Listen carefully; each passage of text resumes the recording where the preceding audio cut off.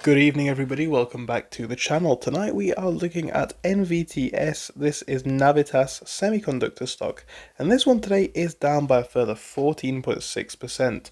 Over the course of this video we're going to be speaking about this, and I'll be giving you all of my thoughts and opinions.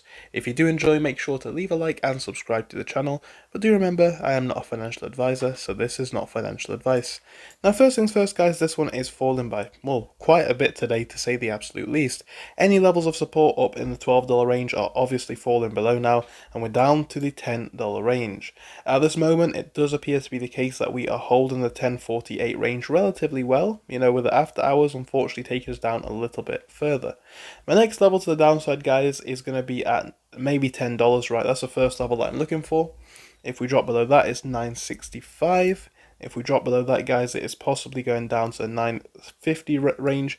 And if you do see a drop below that, I could be looking down to 820s.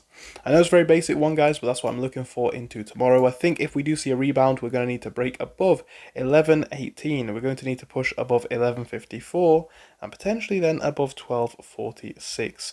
RSI here is still relatively neutral, so we do potentially have more room to go to the downside. However, time will tell.